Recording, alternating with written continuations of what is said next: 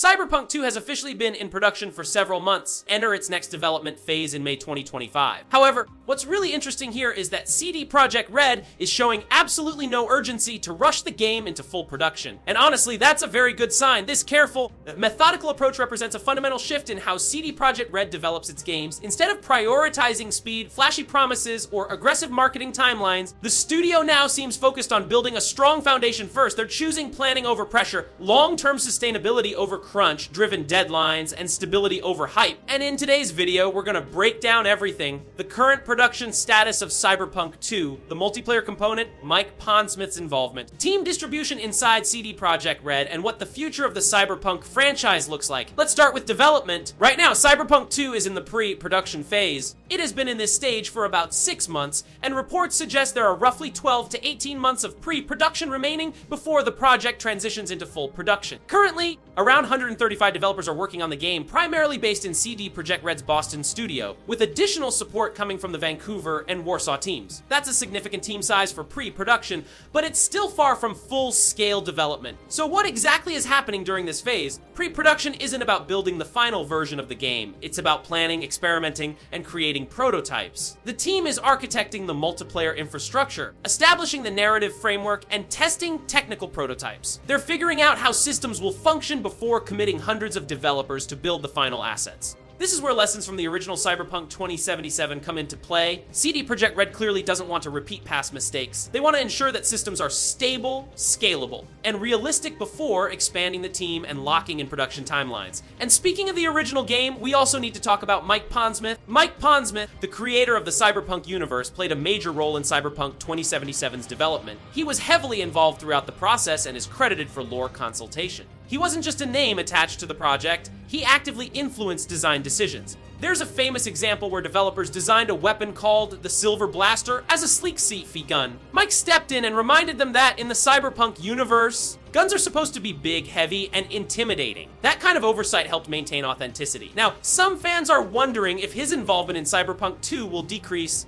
especially since he's now in his 70s. However, reports suggest that his role is not significantly reduced. While he may not be embedded day to day like before, he still has creative influence over the direction of the universe. That's extremely important because Cyberpunk isn't just a game, it's a deeply established tabletop universe with decades of lore behind it. Now let's talk about the elephant in the room. CD Projekt Red is clearly prioritizing The Witcher 4 right now. As of Q3 2025, The Witcher 4 has approximately 47 developers working on it in full production. In comparison, Cyberpunk 2 currently has around 105 to 135 developers, depending on reporting updates. Why such a massive difference? Because The Witcher 4 is in full production. That means hundreds of developers are creating final assets, implementing gameplay systems, optimizing performance, and building what will eventually become the shipped game. Cyberpunk 2, on the other hand, is still planning and prototyping. A smaller team makes sense at this stage. CD Projekt Red has also stated that their goal is to deliver the next Witcher trilogy within 6 years total. That's an aggressive timeline compared to traditional AA development cycles, which often take 5 to 7 years per game. To accomplish that, they need shorter and more efficient development cycles. That focus naturally impacts Cyberpunk 2's timeline. But here's where things get really interesting. CD Projekt Red isn't just building Cyberpunk 2 as a single-player sequel. They are also developing a multiplayer standalone component set in the Cyberpunk universe. And this isn't expected to be a small co-op mode. Reports suggest it's being built as a substantial online experience, something more persistent and evolving, similar in concept to GTA Online.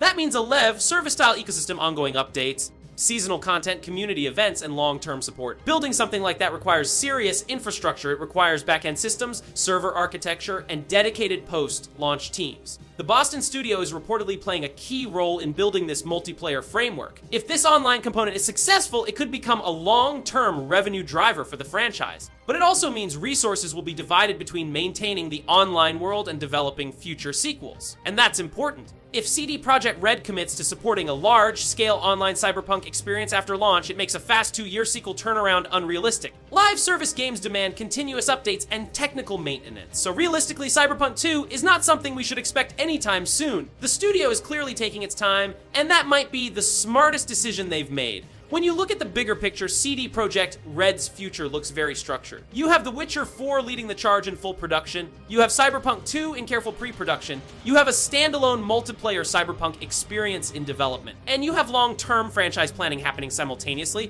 It feels like CD Projekt Red is no longer operating on hype cycles. They're building sustainable ecosystems, and honestly, the future of Cyberpunk looks incredibly bright. If the studio successfully launches a polished Cyberpunk 2 alongside a strong multiplayer experience, the franchise could evolve into something massive, a world that exists both as a deep single-player RPG and as a living online universe. Imagine Night City expanding over time, new districts, new storylines, new corporations, player-driven economies. That's the kind of potential we're talking about. But all of this depends on one thing: execution. CD Projekt Red has learned hard lessons over the past few years. Now, they seem focused on rebuilding trust through discipline, structure, and long-term planning.